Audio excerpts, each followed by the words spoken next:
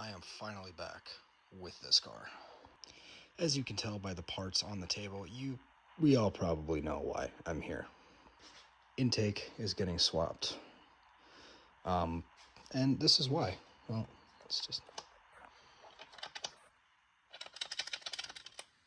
That's not good. That's on like 3 bolts. So let's start off by getting this off. Yeah. These are 8mm, by the way. I'm not going to show the entire process of taking that off, but... And look at that. This is a fucked up 12mm bolt that I ended up throwing on here. Took the breather off. Again, 8mm. Yeah, so now I'm going to take my throttle body off, and then I'll get into the juicy stuff. Just like that, throttle body's off. Well, let's grab that guy. So, 4 10mm bolts is all it takes. I will not be using this one right away, as that is a coolant line, and I believe down here is the same thing. As mine's already hooked up, and it works just fine. There's no need, but I got a backup in case this guy fails. So now the fun part is going to be taking off the EGR valve, which I'll show it once it's out, but I have it crimped, so oh well. I believe this is an 8mm, and then yeah, 3 8mm. Unhook the rest of these hoses here. Unhook the EGR valve, which hold up. Boom, just like that. EGR's unplugged, all the vacuum hoses are taken out, everything. It looks like a mess, but I promise it's actually really organized. Actually, wait a minute. My EGR's crimped. I can just pull the intake. So I've got, supposed to be 8mm bolts, but I only have 5 holding the top portion in. As you can see over here, it is a 2-part intake.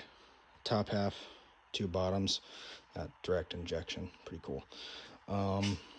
These also have their own little screws, which get those out, swap these in, and I'm going to number the injectors, which firing order wise. Top half is out. As you can see, that's kind of a problem. Would maybe make sense why I have just a tiny bit of a vacuum leak. Now I gotta pull the fuel rail, and then I get to pull these bottom intakes out. And I mean, while you're there, just take out half the harness. It's so much easier. Not sure if these are in the right order or where they actually go, but it was 6 8mm bolts that got the fuel rail out. So they've obviously never been done or changed, because I had to sit here and work at it slowly to get it out. But yeah, these are the lower intakes. These are coming out next. Okay, both lower intakes are out. Yeah, actually see the valves. That's pretty cool in there. See them reflected and whatnot. Maybe from this side too. No. Anyways, so I'm gonna vacuum all of this shit out of here. The less I can get it in the combustion chambers, the better. And then yeah, I'll throw the new intakes in. 8 8mm bolts. 2 of them actually thread in via the fuel rail, so that's kind of cool. But yeah, it's double intake design by Ford. Kind of buns in my opinion, but whatever. Okay, so gas gasket looks a lot nicer than the one on that. I have 2 throttle bodies now. Cool. This is my makeshift EGR block off. I basically pulled it out, cut the pipe, and then just crimped it. That just takes these. There should be 3. Oh, it's in there still. 3 small 8mm bolts. One goes here, here, and then up here. So I'll get that assembled. I am trying to clean up where the lower intake manifolds sit on the car, because I don't want extra debris getting into the engine. It already is kind of unhappy with life as it is. The more I can make it happy, the better it'll be, and the longer it'll run. And the more stupid shit I can do to it.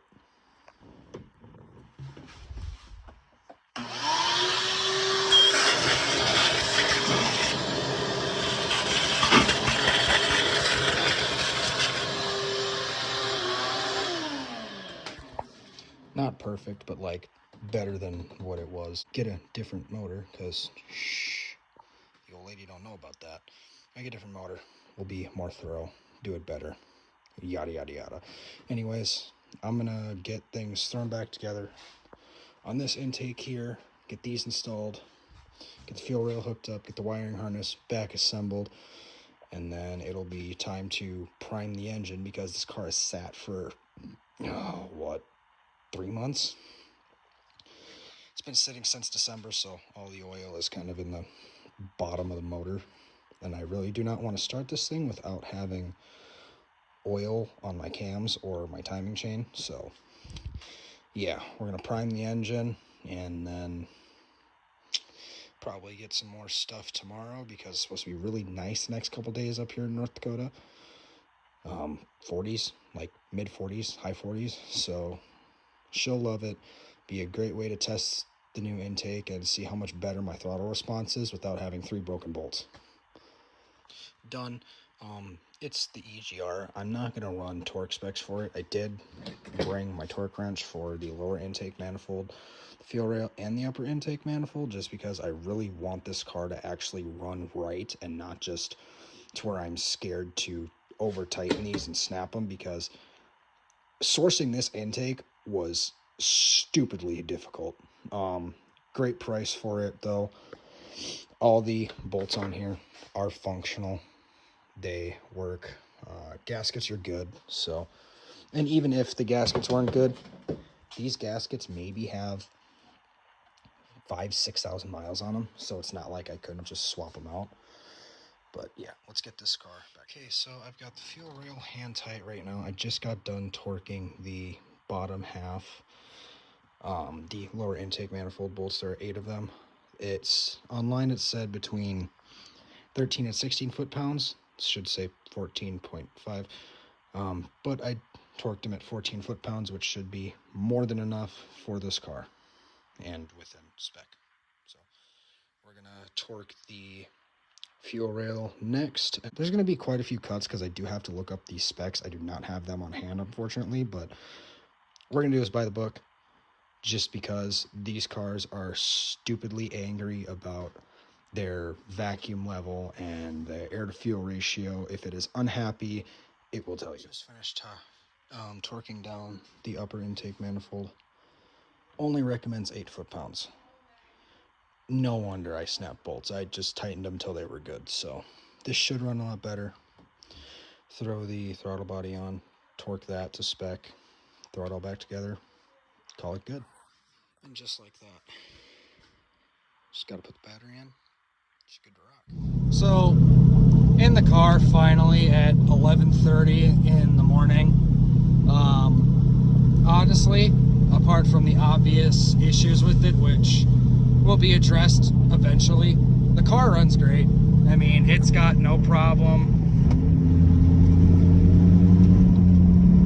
Still idles aggressive, but all in all, the car's happy, and that's kind of all I really care about with it right now, is that it's just happy and running. Yeah, plans are with this is hopefully with my scanner hooked up, once it hits 50 miles, because the battery, I unhooked the battery last night, and once it hits 50 miles, it'll kick the check engine light on. For stuff I already know, like the EGR, I have only 3 O2 sensors on the car, so all in all, it'll show up for that, but I'm hoping I can dig deeper into figuring out if it's just sensors or if I need a new ABS module, because with these Mazda 6s, ABS and traction control kind of go hand in hand. But ultimately, I'll end up seeing what the issue is, and we'll